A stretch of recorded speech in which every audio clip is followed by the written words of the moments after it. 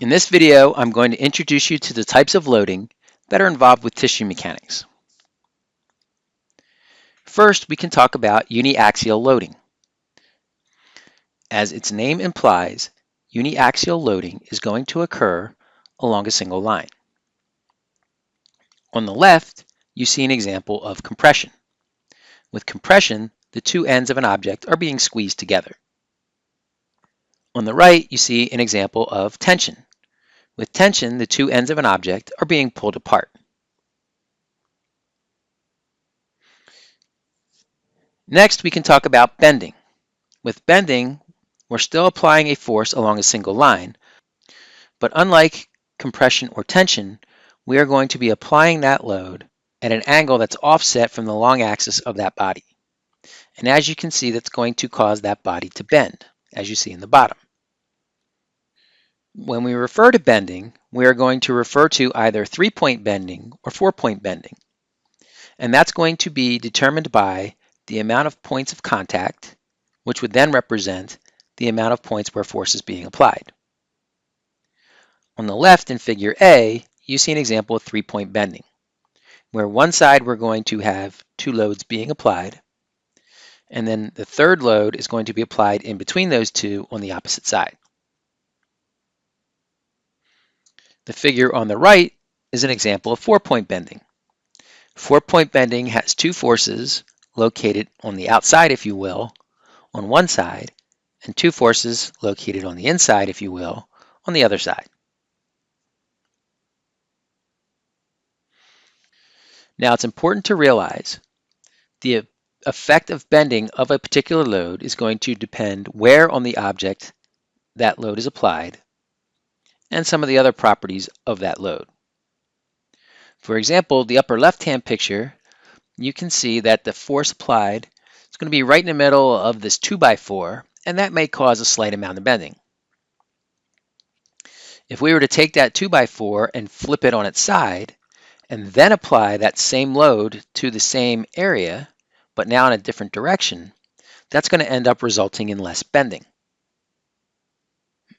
And I think you can guess that if we were to take that 2x4 and we were to say double its length, and we were to apply that force right in the middle of that 2x4, that we're going to get greater bending than if the 2x4 was of a shorter length.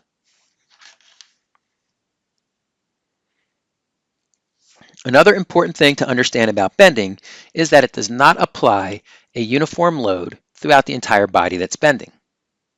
We have this line somewhere around the geometric center of that object that is going to be referred to as the neutral axis. The neutral axis is not going to be subjected to any loading. Then on one side, the convex side of that bend, the tissue on that convex side of that bend is going to be subjected to tensile loads, where the material that's going to be on the concave side of that bending is going to be subjected to compressive loads. And it's important to understand, as you can see on my figure on the right, that again, along the neutral axis, there's going to be no loading. On one side, say the top, we have compressive forces, which is going to be represented by arrows that go from right to left. And notice that the further away from the neutral axis we get, the larger the compressive loads are. So the compressive loads are going to be its greatest at the most superficial point of the material. Similarly, on the convex side, that tensile load is being represented by arrows that are pointing from left to right. And again, the neutral axis is not going to be subjected to any loading. And then the further away from the neutral axis we get, the larger those tensile loads will be, to the point where they'll be its greatest at the most superficial point of that material. Next, we have shear. With shear, notice that the forces are offset. And that's going to cause pieces of that tissue to slide past one another. An example of scissors cutting or paper tearing would be a good example of shear. Finally, we have torsion. Torsion is a twisting load about the longitudinal axis of that body.